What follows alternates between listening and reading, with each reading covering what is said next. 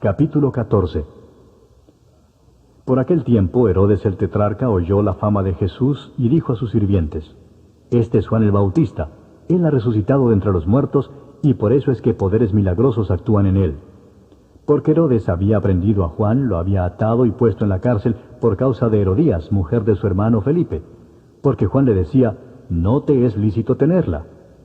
Y aunque Herodes quería matarlo, tenía miedo al pueblo porque consideraban a Juan como un profeta. Pero cuando llegó el cumpleaños de Herodes, la hija de Herodías danzó ante ellos y agradó a Herodes, por lo cual le prometió con juramento darle lo que ella pidiera.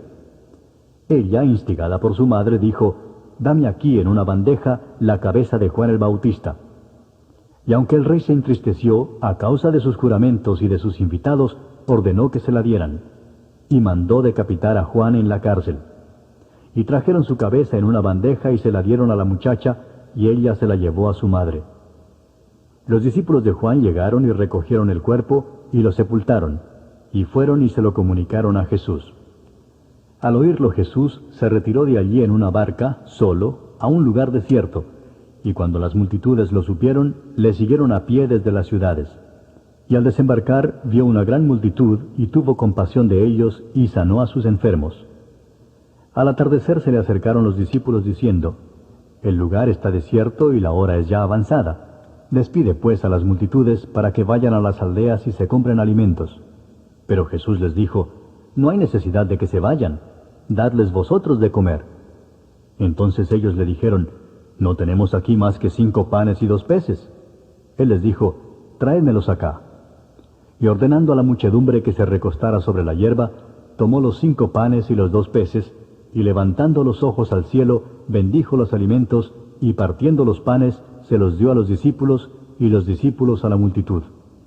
Y comieron todos y se saciaron, y recogieron lo que sobró de los pedazos, 12 cestas llenas. Y los que comieron fueron unos 5,000 hombres, sin contar las mujeres y los niños. Enseguida hizo que los discípulos subieran a la barca y fueran delante de él a la otra orilla, mientras él despedía a la multitud. Después de despedir a la multitud, subió al monte a solas para orar, y al anochecer estaba allí solo. Pero la barca estaba ya a muchos estadios de tierra, y era azotada por las olas porque el viento era contrario.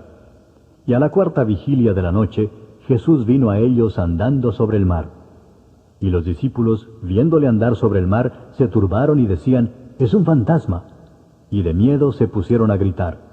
Pero enseguida Jesús les habló diciendo: tened ánimo, soy yo, no temáis. Respondiéndole Pedro dijo: Señor, si eres tú, mándame que vaya a ti sobre las aguas. Y él dijo: ven. Y descendiendo Pedro de la barca, caminó sobre las aguas y fue hacia Jesús. Pero viendo la fuerza del viento tuvo miedo, y empezando a hundirse gritó diciendo: Señor, sálvame. Y al instante Jesús, extendiendo la mano, lo sostuvo y le dijo: hombre de poca fe, ¿por qué dudaste?